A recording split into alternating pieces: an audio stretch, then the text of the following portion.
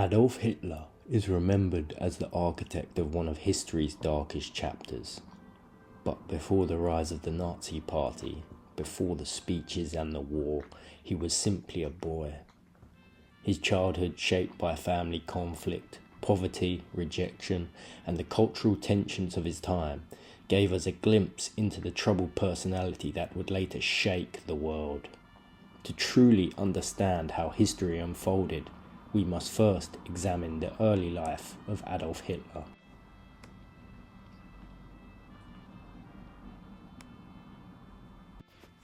Adolf Hitler was born on April 20th, 1889 in the border town of Braunau am Inn, Austria.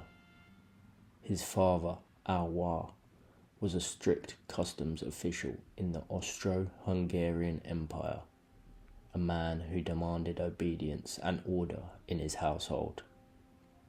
Alwar was authoritarian, distant, and expected his son to follow in his footsteps as a civil servant.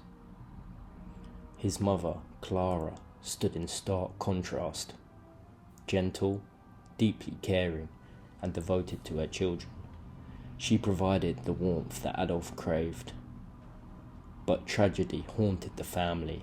Of the 6 Hitler children, only Adolf and his sister Paula survived to adulthood. Illness and death were constant presences in their household, leaving Adolf's early years marked by loss and fragility. As a child, Adolf was lively, imaginative, and stubborn.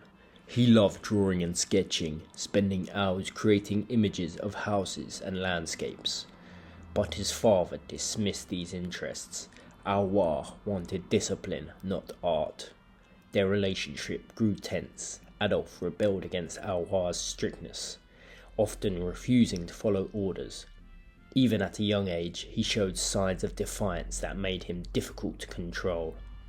Teachers described him as intelligent but careless, a boy capable of more if only he applied himself. Still, his dream was clear. He wanted to be an artist. The structured life of a civil servant seemed like a prison. Adolf's schooling years revealed a sharp contrast. In primary school, he performed well, often praised for his talents. But by secondary school, his grades collapsed. His interest in formal education faded, replaced by daydreams of art and architecture. Friends remembered him as moody, quick-tempered, and increasingly withdrawn. He clashed with teachers, resisted authority, and began to imagine a life far removed from the classrooms of Austria. For the first time, his lack of discipline and stubborn pride closed doors that might have given him stability. In 1903, when Adolf was only 14, his father, Alwar, died suddenly of a lung hemorrhage. Although their relationship had been difficult, Alwar's death left the family without direction. Adolf's mother, Clara, now bore the weight of supporting her children. She remained his greatest source of comfort, but tragedy struck again. In 1907, Clara was diagnosed with breast cancer. Adolf, then just 18, watched helplessly as she suffered through painful treatments. She died in December of that year. Adolf was devastated. He would later write that his mother had been the one person he truly loved. Her loss left him adrift, alone, and without guidance. After his mother's death, Hitler travelled to Vienna with a bold dream: to become an artist. He applied to the Academy of Fine Arts, Vienna, confident in his abilities. But in 1907, his application was rejected. The Academy criticised his lack of skill in drawing the human figure, though they admitted his architectural sketches showed promise. Determined, he tried again in 1908. Once more, he failed. These rejections crushed him. He had no formal education to fall back on, no career path, and no family to guide him. Vienna, a city alive with culture and opportunity, became for Hitler a place of humiliation and despair. His dreams had collapsed before they had truly begun. In 1908 to 1913, Hitler lived in Vienna in near poverty. He stayed in cheap hostels, often sleeping in crowded rooms or homeless shelters. He scraped by selling painted postcards and odd sketches to tourists. Yet during these years, something darker was taking shape. Vienna was a city of contrasts.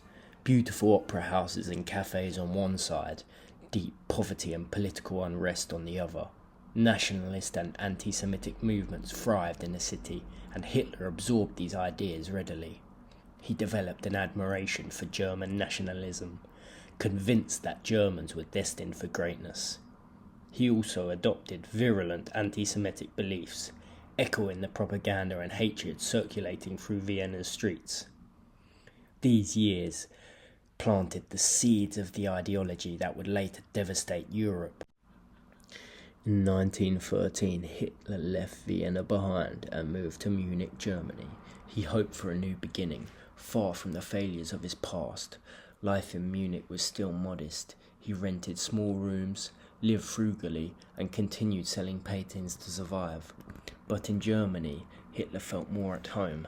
He admired German culture and resented Austria's diverse mix of ethnicities, which he saw as weakening. Though poor, he felt that Munich offered him much purpose.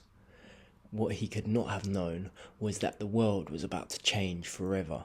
Within a year, the Great War would erupt. When war broke out in 1914, Hitler welcomed it. He volunteered for the German army, finding at last a sense of belonging he had never experienced before. For Hitler, the trenches of the First World War became a substitute for family, a place where he believed he had finally found purpose.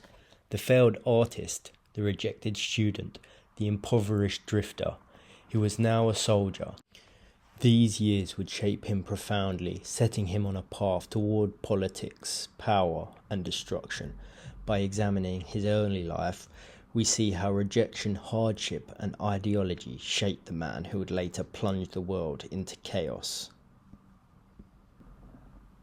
If you found this video informative, don't forget to like, share, and subscribe for more historical deep dives. Thank you for watching.